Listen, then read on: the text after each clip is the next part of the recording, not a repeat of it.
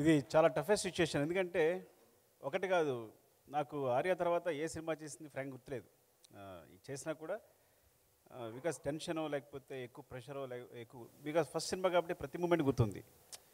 So పేరు పేరున చెప్పాలి, మిస్ అయిపోవచ్చు, సరిగా చెప్పలేనమని టెన్షను. బికాజ్ ఎక్కడ కన్క్లూడ్ చేసుకుందాం అనుకున్నా, ఒక వేలో వెళ్దాం అనుకున్నా సరే చాలా కష్టంగా ఉంది. సో అంత టఫ్ సిచ్యుయేషన్ ఇప్పుడు నాకు. యాక్చువల్గా ఈ సినిమా చేద్దాం ఉన్నప్పుడు వేమ ఉన్నాడా? అరే వేమ,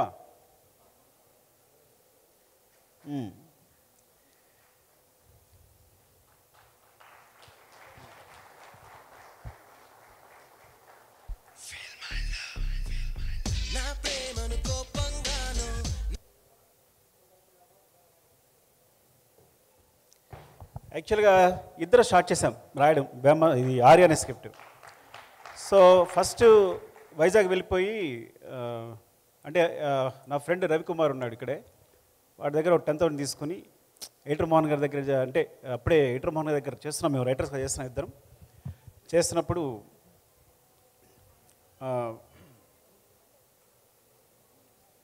కంటిన్యూ ఎయిటర్ మోహన్ గారి దగ్గర చేస్తున్నప్పుడు సరే ఇంకా వదిలేసి మనం డైరెక్ట్ చేద్దామని చెప్పి నా ఫ్రెండ్ రవికుమార్ దగ్గర ఒక 10,000 తీసుకుని మేము వైజాగ్ వెళ్ళిపోయాం. హరిప్రసాద్ అని ఉన్నాడు, వాళ్ళ ఇంట్లో కూర్చుని ఇద్దరం స్క్రిప్ట్ రాయడం మొదలుపెట్టాం.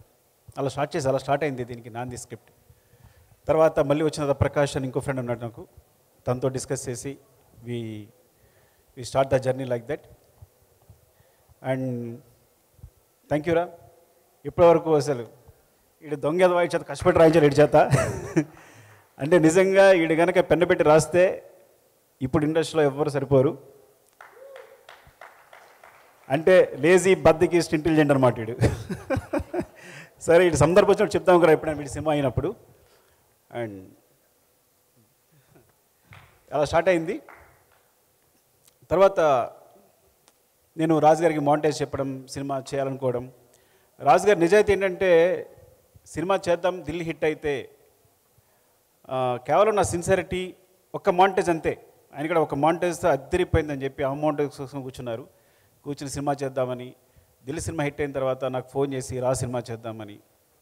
అక్కడ కూడా విచిత్రం జరిగింది. సినిమా చేద్దాం వెంటనే ఒక స్క్రిప్ట్ ఇచ్చారు నాకు, అదొక రీమేక్ మూవీ. అంటే అప్పుడే అసినేటర్ కదా, కొంచెం పొగరగా ఉంటాం మనం, ఇప్పుడే వచ్చామని చెప్పి ఆ స్క్రిప్ట్ వెనక్కి చూశాను, నేను చేయను రీమేక్ అని. మరి అయితే కథ చెప్పు అన్నారు. మీకు మాంటేజ్ చెప్పాను కదా, ఆ మాంటేజ్ నా కథ చెప్తాను మీకు అని. సరే చెప్పు అన్నారు. చెప్పాను.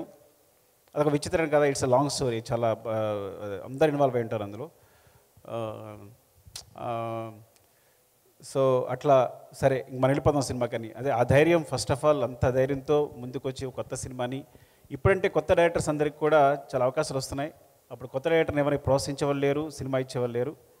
అలాంటి సందర్భంలో అయినా ఒక కొత్త డైరెక్టర్తో అంత గట్స్తో సినిమా చేయాలనుకోవడం చాలా గొప్ప విషయం. చాలా తక్కువ మంది డైరెక్టర్స్, చాలా తక్కువ మంది, ఎక్కడో కానీ ఛాన్స్ వచ్చేది కాదు. Thank you so much sir, మీకు లైఫ్ లాంగ్ రుణపడి ఉంటే ఆ విషయంలో. బికాస్ మీరు అప్పుడు ఆ ప్రామిస్ అనగా లేకపోయి ఉంటే, అంత ధైర్యం ఇచ్చి ఉండకపోతే ఈ సినిమా ఇప్పుడు ఉండేది కాదు, మేము చేసి ఉండేవాళ్ళమే కాదు. Thank you so much sir. దాని తర్వాత బన్నీ కథ చెప్పడం జరిగింది. చెప్పిన తర్వాత కొంచెం స్పేస్ వచ్చింది. యాక్చువల్గా ఈ సినిమా మూడు అన్న కారణం, మొదటి కారణం రాజుగారు అయితే, రెండో కారణం తన భవిష్యత్తును తన వెతుక్కున్నట్టు బన్నీ ఈ కథ నాకు కావాలని పట్టు కూర్చుని సార్తో అందరితో పోరాడి మళ్ళీ వచ్చి మమ్మల్ని అందరినీ మూవ్ చేసేటట్టు చేసి ఈ ప్రాజెక్ట్ అయ్యేటట్టు చూసుకున్నాడు. నేను యాక్చువల్గా కథ చెప్పిన తర్వాత ఇది ఇంకా జరగదేమో అనుకుని నేను వేరే స్క్రిప్ట్ కూడా, రాజుగారు వేరే కథ ఇస్తే కనుక దాన్ని డైలాగ్స్ రాయడం మొదలుపెట్టాం, నేను వేమ ప్రకాష్ అందరం. సో ఇంకా డైలాగ్ రైటర్గా చేద్దాం, ఎప్పుడో చేసుకోవచ్చులే అనుకున్నాను. కానీ తను వచ్చి ఈ కథని రౌండప్ చేసి చేద్దాం, ఈ సినిమా చేయాలి, ఇది నాకు నచ్చింది అని చెప్పి. ఫ్రాంక్గా చెప్తాను, ఏజ్ అప్పుడు 18 19, ఆ ఏజ్లో ఆ మెచ్యూరిటీ, బాగా అలరగా ఉండేవాడు.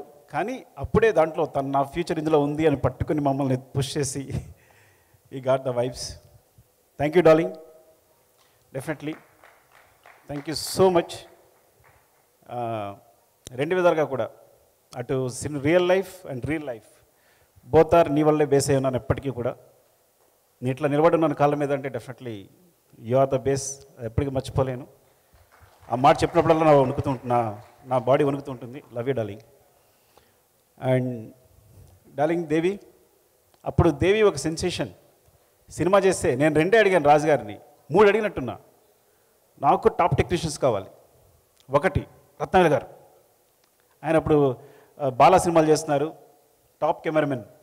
శేఖర్ ప్రసాద్ గారు ఎడిటింగ్, టాప్ ఎడిటర్. దేవి సెన్సేషన్, నాకు దేవి కావాలి. ఇలా 3 ఎంచుకున్నాం. అందులో అంతకన్నా టాప్ ఎడిటర్ వచ్చారనుకోండి మాతారి వెంకటేష్ గారు. కానీ చెప్తాను అప్పటికి ఇలా అనుకోవడం వల్ల. సో డార్లింగ్ దేవి వచ్చాడు, చిన్న కుర్రాడు, కథ చెప్పాను. కింద గోల అవుతుంది, పైకి వెళ్దామన్నా, ఇంకో ఫ్లోర్ ఎక్కాం. ఇక్కడ కూడా గోల, కాన్సన్ట్రేషన్ కుదరట్లేదన్నాను. మళ్ళీ పైకి వెళ్ళాం, ఇక్కడ కూడా గోల వస్తుంది, ఇక కథ చెప్పలేకపోతున్నానన్నా. ఇంకా ట్యాంక్ ఎక్కాం, అంటే వాటర్ ట్యాంక్ పైకి ఎక్కాం. అమ్మయ్య ఇక్కడ ఎవరు లేరు, మంచి కథ చెప్పుకుందాం అనుకున్నాం. అక్కడ కథ చెప్పుకున్నాం. కథ ఐ థింక్ ఫస్ట్ హాఫ్ అయినట్టుంది. వెళ్ళి మార్నింగే ట్యూన్ ఇచ్చేసాడు. ఏది ఫిల్మేలో ట్యూన్ మార్నింగే వచ్చేసి, ఫోన్ తింటే ఫోన్ లిఫ్ట్ చేయట్లేదు. ఇదేంటి, నేను ఫస్ట్ హాఫ్ కథ చెప్పాను, ఇంకా సెకండ్ హాఫ్ చెప్పాలి, కనీసం టచ్లో లేడు తను కనీసం అని అంటే, లేదు తను వస్తాడు, కంగారు పడుకున్నారు రాజు గారు. వచ్చాడు, రాగానే డార్లింగ్ మీకు ట్యూన్ చేసాను చూడండి అని ట్యూన్ వినిపించాడు. అదే ఫిల్మేలో ఫస్ట్ ట్యూన్ చెప్పిన వెంటనే ఐ థింక్ వీఆర్ అందరూ ఇంప్రెస్. ఆ ట్యూన్ అలా వెళ్ళిపోయింది. Thank you so much for all the songs. అంటే అప్పుడు తెలియకుండా నేను చెప్పాను కదా, నీ వాయిస్లో వినేసి ఇప్పటికీ అదే జడ్జిమెంట్ నమ్ముతాను నేను. ఎందుకంటే నీ వాయిస్ విని విని విని నాకు అదే అనిపించేది. అప్పటి నుంచి ఏదైనా ఎక్కువ వినేసి ఉండి నేను జడ్జిమెంట్ తీసుకుంటానని ఎప్పటికప్పుడు చెక్ చేసుకుంటాను. అది ఒక మ్యూజిక్లోనే కాదు, సీన్స్లో కూడా నేను ఎక్కువ నువ్వు చెప్పిన ఒక మాట నాకు ఒక యూజ్ అయింది నాకు స్క్రిప్ట్లో కూడా. Thank you darling and love you. ఆ టైంలో యాక్చువల్గా ఆ టైంలో సాంగ్ చెప్పాలి. నాకు ఐటమ్ సాంగ్ ఇష్టం లేదు, తెలుసా మీకు విషయం సినిమాలో? ఎందుకు నిజం మాట్లాడుకుందాం. నాకేంటి చెయ్య చెయ్య చెయ్య అంటే నేను మణిరత్నం ఫేవరెట్ ఫ్యాన్ని. అంటే అంత అందంగా వయ్యారంగా ఏదో పెద్ద కళాత్మకంగా తీయాలి సినిమా అనుకుని, ఈయనేమో ఐటమ్ సాంగ్ అని అంటే అమలాపురం అని ఈయన మాట్లాడుతున్నారు. సో ఓవరాల్గా నేను దాని లిరిక్ రాయించుకున్నప్పుడు ఆ టైంలో నచ్చింది, చూన్ నచ్చింది. కానీ దాని లిరిక్ రాసేటప్పుడు ఏమైందంటే టైం లేదు. వేటు గారి దగ్గర పంపించినప్పుడు అన్నీ అందులో వేరే వేరే పదాలు వచ్చేస్తే ఇంకా రాజుగారితో గొడవ పడ్డాను నేను. నా సినిమా ఇది కాదు, ఈ కథ కాదు. అల్లువారి పిల్లగాడ ఏంటి, అల్లువారి పిల్లగాడ అంటే నా స్టూడెంట్, నా హీరో ఆర్య, అల్లువారి అబ్బాయి కాదు. సో ఇట్లా అంటే ఆర్య వచ్చి హీరోయిన్ ఎత్తుకోవాలి, కానీ అరవింద్ గారి అబ్బాయి అయితే ఈజీగా కొట్టేస్తాడు హీరోయిన్ని. అమ్మాయి వెంటనే పడిపోద్ది, ఆయనకి చాలా డబ్బులు ఉన్నాయి. నా ఆర్య పూరు పాపడి బైక్ కూడా లేదు, సైకిల్ మీద వెళ్తుంటాడు అని. అది శంకర్ మాస్టర్ కూడా కారులో ఇప్పుడు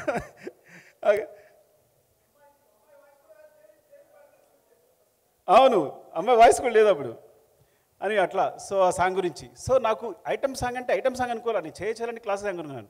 అప్పటి నుంచి విచిత్రం తెలుసా నీకు, ఐటమ్ సాంగ్ మొదలుపెట్టిన ఆయన సినిమాలో ఒక ఐటమ్ సాంగ్ ఉండదు. నేను చేసే ప్రతి సినిమాలోనూ ఐటమ్ సాంగ్ వచ్చేసింది.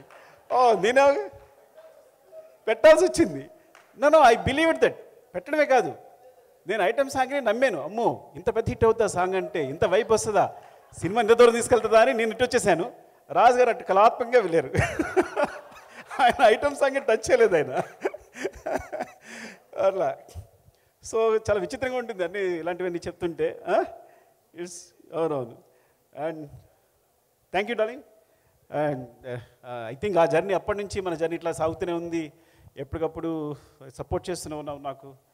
అండ్ చెప్తాను కదా, నా మ్యూజిక్కే నువ్వు, నా సంగీతమే నువ్వు. నాకు సంబంధించి మ్యూజిక్ అనేది నాకు ఇంత కూడా తెలియదు, వనమాలు కూడా తెలియదు. ఎప్పుడు ప్రతిరేషన్ నీదే, ప్రతిదీ నీదే, ఇంతవరకు తీసుకొచ్చావు. సినిమాలు కూడా చాలా సపోర్ట్ చేసావు నీ మ్యూజిక్తో. Thank you so much darling. And చాలామంది ఉన్నారు ఇక్కడ. శివాని మోసం చేశాను మా బిగినింగ్లో నేను. Thank you Shiva, accepting the role. చాలా ఫన్. కొంచెం శివ నేను సెకండ్ లీడ్ అని కొంచెం కోపంగా ఉండేవాడు అప్పుడు. తనుకున్నప్పుడల్లా కోపం వస్తుండే శివకి. అంటే నాట్ లైక్ దట్ యాక్చువల్లీ. సరదాగా మాట్లాడదాం అనుకున్నాను ఇన్నాళ్ళు నిజం కాదని. And I was so impressed అప్పుడు నువ్వు చేసే పర్ఫార్మెన్స్ కానీ, నీ ఐస్ చూసే విధానం కానీ, అండ్ మీ కాంబినేషన్ కూడా కరెక్ట్గా కుదిరేది. And thank you Shiva, love you. ఒక్కొక్కరు మాడుతుంటే సుబ్బు, ఐ థింక్ ఆ సుబ్రాజన్ చూసారా ఒకసారి నిలబడడం, చెప్పండి ఎలా ఉన్నాడు ఆయన? సుబ్బు అలాగే ఉన్నాను, నువ్వు అసలు ఏం మారలా. మరి ఏం మేనేజ్ చేస్తే అర్థం కావట్లా. కొట్టుకునే వాళ్ళం కదా మనం. నువ్వు కొట్టుకుంటే సరిపోయేది కాదు నాకు, నేను గట్టిగా పట్టి స్పృహ పడిపోయాను కూడా. ఒకసారి రామలక్ష్మి గారి కథ చెప్తూ గట్టి కొట్టుకోవాలి అంటే, విలన్ ఇలా కొట్టుకుంటే అమ్మాయి అంటే కొట్టుకుంటాడని కొట్టుకుంటూ పడిపోయాను నేను. కొడుతు అంత గట్టి కొట్టుకున్నా. సుబ్బుకి కొట్టించాం కదా అట్లా. Thank you. అండ్ రత్నవేల్ గారు చెప్పాను కదా నేను టాప్ కెమెరామెన్ కావాలి సూపర్ అని. So actually I learned a lot brother.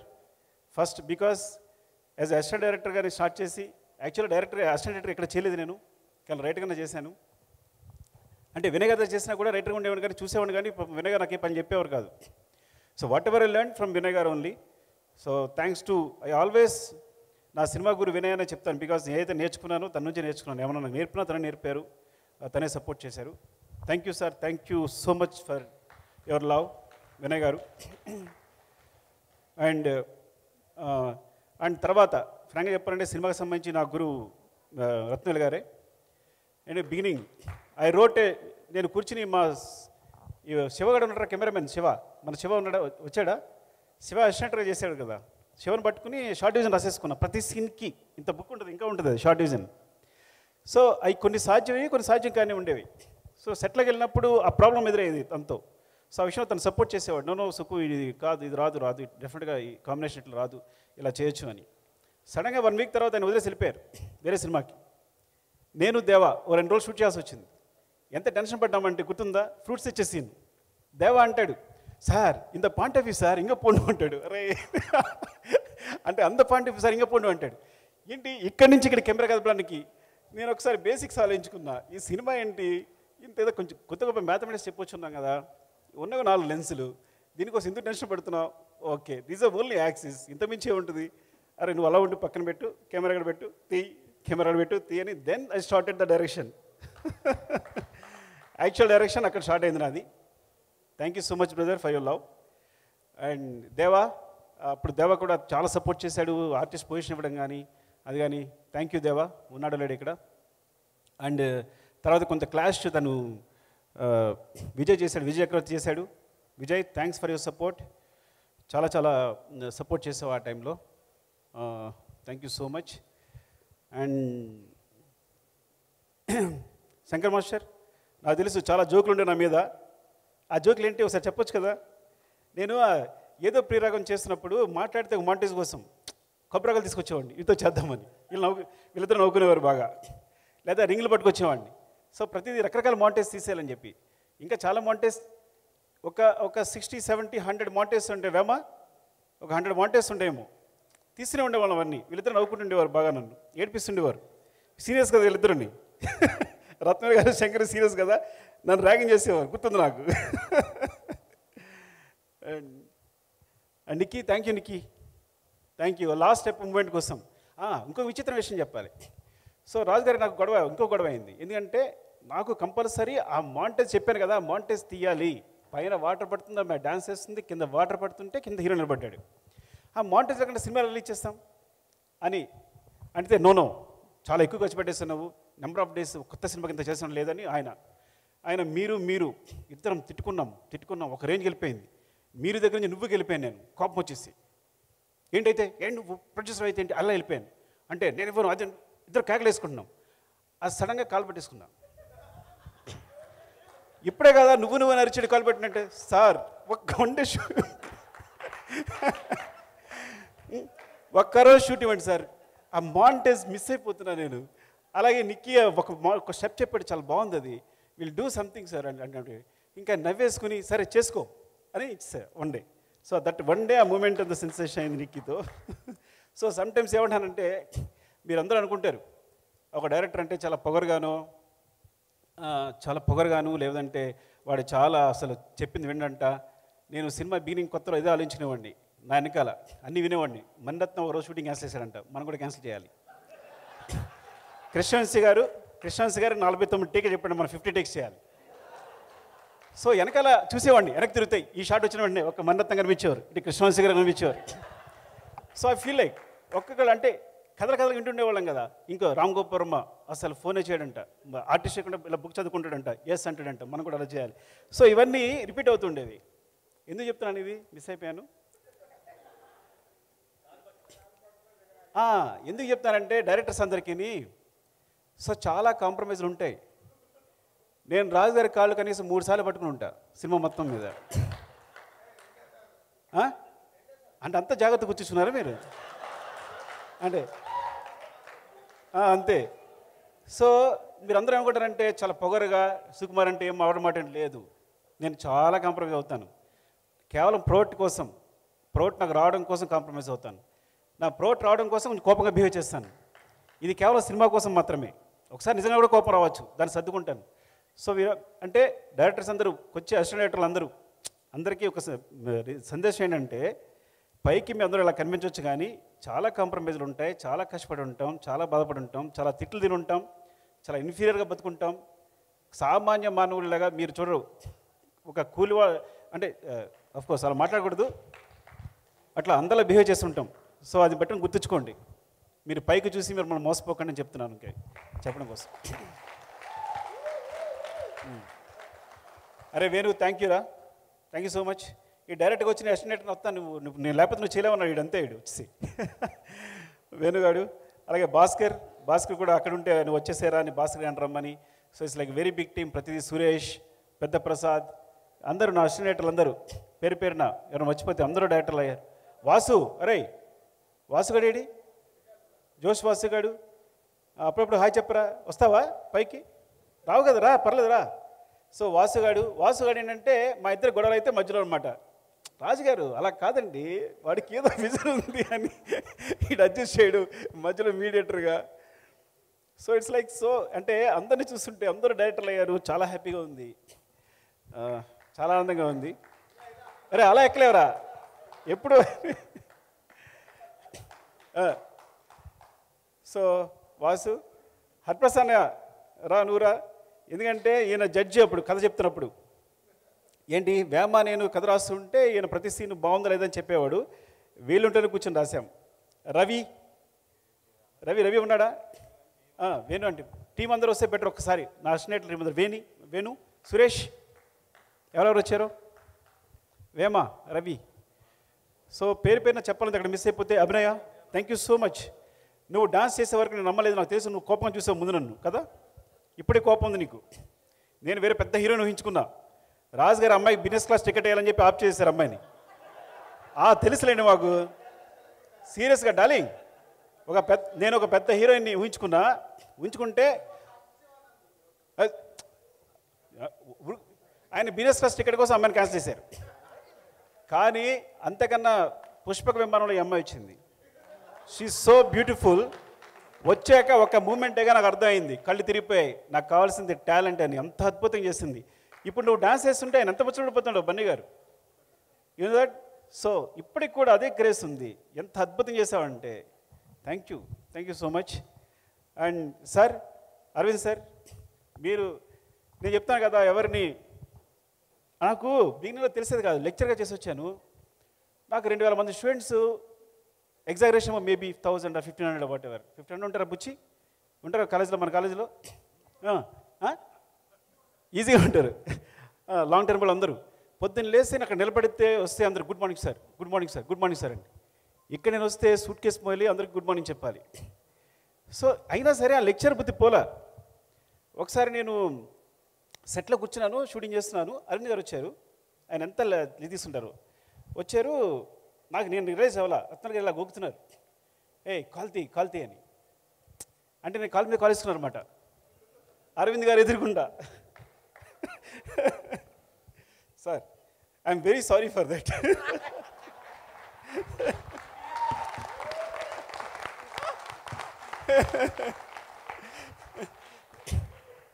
అంటే ఆ తర్వాత బన్నీ మాట్లాడుతూ ఉంటాడు, అప్పుడు గ్రావిటీ అని పదవి ఉపయోగిస్తుంటాడు. మీ గ్రావిటీ అంటే తర్వాత తెలిసింది. అవును సార్, అవును. అది కాదు కానీ సార్, కొంచెం అలాంటిదే. Sorry sir. రత్న గారు ఇలా అనేవారు నన్ను, కొంచెం ఆ విషయంలో కూడా బ్రదర్ హెల్ప్ చేశారు. అంటే చాలా విషయాలు ఇలా ఉండాలి, ఇలా ఉండకూడదు, వాళ్ళతో ఇలా బిహేవ్ చేయాలన్నది. Thank you so much, love you brother. And ఇంకెవరైనా, అరే హన్షిత, బాగా ఆడుకున్నాడు కదా మన ఇద్దరం, ఎక్కడికి వెళ్ళాం మీ ఇద్దరం కలిసి వెళ్ళాం. నా పక్కనే ఉండేది. ఎక్కడ మనం తిరుపతి వెళ్ళాం, మంత్రం కలిసి వెళ్ళేవాళ్ళం, నడిపించేదా నిన్ను. నేను కూడా ఆశీష్ ఖండ్ అయితే నేను మోసాను కూడా, ఎత్తుకుని మోసా, వాడు బండగా వెళ్ళిపోతుంటే. So and Bablu, thank you Bablu. చిత్రం సీను, లాస్ట్ మినిట్లో వచ్చేసావు. అండ్ ఎవరైనా మిస్ అయిపోయినా పేరు పేరున చెప్పాలి, ఇప్పుడు ఏదో మాట్లాడుకుని కూడా చాలా మిస్ అయిపోయాను నేను. And thank you so much. And అందరూ కూడా మా టీం అందరూ, వేమ లవ్ యూరా, రవిబాబు థ్యాంక్స్. వీడి 10,000తో నేను స్టార్ట్ చేస్తా కథ స్టార్ట్ చేయడం. వీడికున్న 10,000 ఉంది బ్యాంకులో, నీకేం కావాలని చెప్పి ఆ 10,000 క్యాష్ తీసుకొచ్చి ఇలా ఇచ్చేసాడు మాకు అంతే. ఆడు సంపాదించుకుంటే 10,000. ఆ టైంలో 10,000 is a very big matter. And Hariprasad అన్నయ్య వీళ్ళింట్లోనే, మాకు రూమ్ లేదు కాబట్టి తనే ఫుడ్ అన్నీ రూమ్లో కూర్చోబెట్టి మా ఇద్దరిని అరే ఇది కాదురా అది కాదురా అని చెప్పి లైక్ ప్రతి సీను జడ్జ్ చేస్తూ ఇలా చేయాలి అలా చేయాలని. తన సినిమా చాలా ఎక్కువ ఉండేది, మాకన్నా చాలా ఎక్కువ, ప్రతి సినిమా చూసేవాడు తను. థ్యాంక్ యూ సో మచ్ అన్నయ్య. అండ్ వాసుగా ఈడికే చెప్పే ఫస్ట్, తర్వాత కథ చెప్తే రాజుగారు నీకు సురేందర్కి చెప్పినట్టుగా సూర్యుడు అందరికీ ఒక్క నిమిషం చెప్పేస్తాను, మీకు బోర్ కొడితేమో. రాజుగారు చెప్పాను, రాజుగారు కొంచెం ఈడేదో కొంచెం బ్రోకర్లా ఉన్నాడు అని కాదు, కానీ ఇది చెప్తున్నాడు బాగుంది సుకు అద్దరిపోయింది, కానీ కథ చాలా క్రిటికల్గా ఉంది, నేను ఆలోచించుకుంటా అన్నారు. నేను ఒకసారి ఆలోచించుకున్నాను. సో మార్నింగ్ వీళ్ళిద్దరికి చెప్పా, వీళ్ళకి సూరికి మన మీరేమో చెప్పాను అప్పుడు. సో వీళ్ళు సపోర్ట్ చేశారు ఆ విధంగా. అంటే అప్పుడు రాజుగారు వచ్చి వీళ్ళు అడిగారు ఎలా ఉంది అంటే బాగుంది సార్ అంటే, అఫ్కోర్స్ ఇమీడియట్ డెసిషన్ అనుకోండి. So thank you. నేను ఎప్పుడు సరిగా బాగా మాట్లాడుతున్నానో లేదు తెలియదు కానీ ఫినిష్ చేస్తా. నీకేమైనా మిస్ చేశానా, ఏమైనా మిస్ చేశానేమో కాదని అని. అండ్ మధు గారు, ముఖ్యంగా మధు గారికి చెప్పాలి. అలాగే మార్తాండ వెంకటేష్ గారు రాలేదు. మార్తాండ వెంకటేష్ గారు అన్నారు ఒక మాట, అరే నువ్వు కొత్త డైరెక్టర్ కొన్ని అనిపించట్లా, పాత డైరెక్టర్లాగా ఏ క్లోజప్ వాళ్ళతో అదే క్లోజప్ తీస్తున్నావు అన్నారు. ఆ మాట ఎందుకు గుర్తొస్తుంది సార్ ఇప్పటికి, నేను అలా తీయట్లా ఇప్పుడు నేను. ఎందుకంటే అప్పుడు ఫిల్మ్ కాబట్టి ఈ క్లోజప్ అంటే ఈ క్లోజప్పే తీసేవాళ్ళం, ఇప్పుడు డీజిల్ కాబట్టి రోల్ చేస్తూనే ఉన్నాం. అప్పటికి ఎక్కువ రోల్ చేసేవాడిని, కానీ ఆయన నువ్వు కరెక్ట్గా తీసావు, ఇది ఈ క్లోజప్ ఈ క్లోజప్ తీసావని ఎప్పుడు క్లోజప్ పెడదాం అనుకున్నా ఆయన మాట గుర్తొస్తుంది. ఈసారి కూడా సిన్సియర్గా మనం ఇలాగే తీద్దాం, ఎక్కువ వేస్ట్ చేయకుండా అనుకుంటాను, కానీ ఏదో తీసేస్తుంటాను. ఫ్రాంక్గా చెప్పాలంటే అదే చాలా డిసిప్లిన్గా చేసిన cinema Arya. And thanks Venkatesh గారు, ఆయన చాలా సపోర్ట్ చేశారు. ఎందుకు అంటే ఒక సినిమా చూసి రాజు గారు అది ఎలా ఉంది అంటే, నా ఒక 1 వీక్ ఎడిట్ చూసి నువ్వు మర్చిపోయి సినిమా సూపర్ హిట్, ఈ కుర్రాడు చాలా బాధ చేస్తాడని చెప్పి చాలా ధైర్యం చెప్పారు. రాజుగారు కొంచెం డౌట్ అని కదా, ప్రొడ్యూసర్గా తెలుసుకోవాలి ఉంటుంది కదా, తెలిసినప్పుడు. థ్యాంక్ యూ సార్ వెంకటేష్ గారు, love you so much. And Chiranjeevi గారు ప్రత్యేకంగా థ్యాంక్స్ చెప్పాలి, ఎందుకంటే అరవింద్ గారు పంపించారు చిన్న గారు నా టెస్ట్ కోసం కథ చెప్పడానికి. నేను అద్దం ముందు ఒక నెలలు ప్రాక్టీస్ చేశాను కథ చెప్పడానికి, ఎందుకంటే చిరంజీవి గారు అంటే అక్కడ చిరంజీవి గారిని చూస్తున్నాను అంటే మా ఊళ్ళో పెద్ద కథగా చెప్పున్నారు, చిరంజీవి గారి దగ్గరికి వెళ్తాడంట మాట్లాడతాడంట అని ఆ టైంలో. సో వెళ్తే ఆయన అరవింద్ గారు చెప్పారు నువ్వు 15-20 మినిట్స్ చెప్పాలి కదా, ఆయనకి అంత టైం లేదు అన్నారు. సేమ్ అందరిలాగే నేను కూడా వెళ్ళి సార్ అరవింద్ గారు చెప్పారు మీకు 20 మినిట్స్ అలా చెప్పమన్నారు, కానీ కథ చెప్తుంటాను మీరు ఎక్కడ బుర్రగొట్టు అక్కడ ఆపేయండి అన్నాను. ఈ టెక్నిక్ ఎవరో చెప్పారు నాకు అప్పట్లో గుర్తులేదు. సో నేను కథ చెప్పడం మొదలు పెడితే ఆయన చాలా ఎంజాయ్ చేశారు. 3 అవర్స్ చెప్పాను కదా ఆయనకి, 3 అవర్స్ చెప్పాను. ఆయన నేను ఎంత షాక్ అయ్యానంటే, మెగాస్టార్ మీరు ఊహించారు, ఆయన కథ చెప్పడం కోసం నెలలు అద్దం ముందు ప్రాక్టీస్ చేస్తుంటాను, ఎగ్జాగరేషన్ లేదు అంతకన్నా ఎక్కువ చేస్తుంటాను. ఆయన కళ్ళ ముందుకు వచ్చినప్పుడు ఆయన కళ్ళు చూసి చెప్పడని చెప్పి నేను నా అద్దం చూసుకుంటాను, ఊహించుకుంటున్నా. ఆయన ఫేస్లో ఎప్పుడు చూడాలి, నేను చూడకుండా చెప్పేశాను నేను.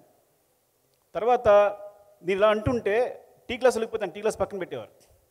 ఇప్పటికి గుర్తు ఒక ఎలిఫెంట్ బొమ్మ ఉండేది అక్కడ, ఇలాంటి పడిపోతే నేను పట్టుకున్నారు. సో ఇట్లా అప్పుడు అరవింద్ సార్ ఫోన్ చేసి అరవింద్ చాలా బాగా చెప్పాడు ఎప్పుడంటే, అటు నుంచి నాకు వాయిస్ అని నాకు అర్థమవుతుంది, తీగలడంటారా అనేది వచ్చినట్టుంది వాయిస్ సార్ మీరు.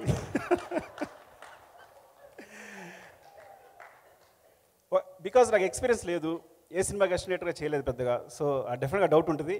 ఇక్కడ నుంచి ఆ మాట అన్నారు, ఈ సినిమా కెమెరా పాతి తీసిన హిట్టే తీ అన్నారు. థ్యాంక్ యూ సార్ చిరంజీవి గారికి. అండ్ పేరున ఏమన్నా మర్చిపోయినా అనుకోవద్దు, ఇంకో సందర్భం ఎప్పుడైనా వస్తే కనుక డెఫినెట్గా మాట్లాడతాను. Love you so much. Anu Mehta, yeah అసలు శిరీష్ గారు లక్ష్మి గారు. సో ఫస్ట్ డార్లింగ్ సపోర్ట్ చేసిన శిరీష్ గారు, ఈ విషయం మర్చిపోకూడదు. అది తర్వాత లక్ష్మణ్ గారు, ఇద్దరు.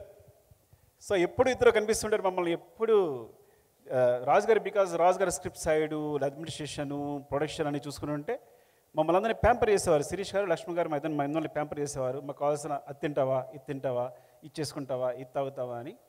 Thank you so much Shirish గారు అండ్ లక్ష్మణ్ గారు, అండ్ లవ్ యూ ఆల్. అంటే ఇంకా నిన్నే మొన్న జరిగినట్టుంది ఇదంతా. ఇంకా నేను అసలు మీరు నమ్మరు, అందరికీ ఎలా ఉంటుందేమో, నోస్టాలజీ కూడా లేదు, నిన్న జరిగినట్టే ఉంది. ప్రతి విషయం నాకు గుర్తుంది ఈ సినిమా సంబంధించి అన్నీ. Thank you so much. ఎందుకంటే ఈ సినిమా గురించి మాట్లాడడం మొదలు పెడితే అలా వెళ్తూనే ఉంటుంది. అందరికీ పేరు పేరున థ్యాంక్స్.